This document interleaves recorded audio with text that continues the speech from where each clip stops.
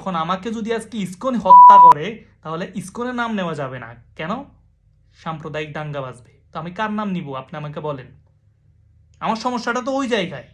জুমা মুবারক বলে পোস্ট করা মুসলমানের অভাব হয় না।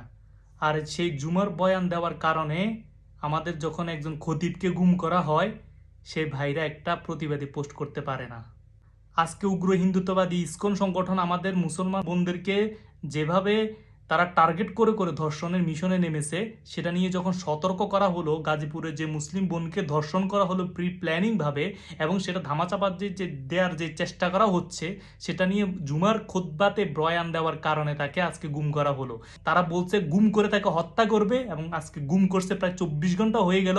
আর হত্যা করছে কিনা সেটা আমরা জানি না। দোয়া করি যাতে করে এই কাজটা তারা না করতে পারে। আর আইন শৃঙ্খলা বাহিনীর কাছে যখন মামলা নেওয়ার জন্য বলা হলো, তারা মামলা নিতে চায় না। তাদেরকে যখন বলা হলো ইসকন ক্রমাগত হত্যার হুমকির পরে আজকে তারা আমার বাবাকে তারা গুম করছে, তখন পুলিশ বলে যে এখানে ইসকনের নাম নেওয়া যাবে না কেন? সাম্প্রদায়িক দাঙ্গা বাজবে।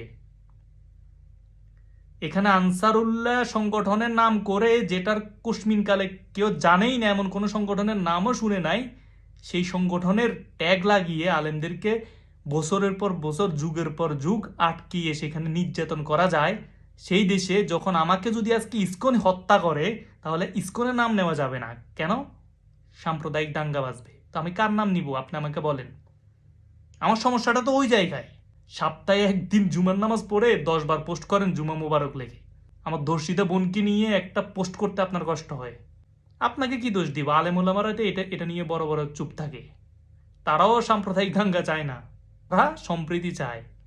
সম্প্রীতি কোথায়, কিভাবে সম্প্রীতি আসে আমি বুঝি না, হয়তো আমাকে বুঝাই দেন, আমি একটু কম বুঝি, তো আমাকে একটু বুঝাই দিয়েন। আমার বাবাকে গুম করতে পারে, আমার বোনকে ধর্ষণ করে সেটাকে প্রেমের কাহিনী বলে চালিয়ে দিতে পারে। আমার বাবাকে যারা গুম করে হত্যা করবে তাদের সংগঠনের নাম দিলে সাম্প্রদায়িক দাঙ্গা লাগতে পারে। আমার বোনকে ধর্ষণ করার পরে সেটা ধর্ষণ মামলা হয় না, সেটা ভালোবাসার দিকে কনভার্ট করা হয়।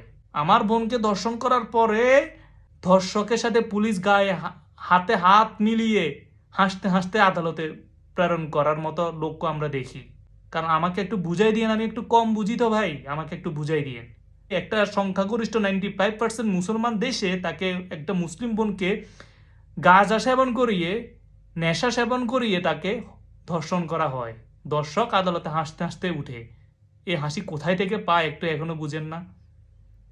যেই উগ্র ইসকনের সংগঠন পঙ্কজ পাল আমাদের 95% মুসলমান কান্ট্রিতে আতাউর রহমান বিক্রমপুরীকে বলে যে তাকে অ্যাডভোকেট আলিপের মতো হত্যা করবে, 24 ঘন্টা পার হয়ে গেল, তাকে এখনো ধরা হয় না।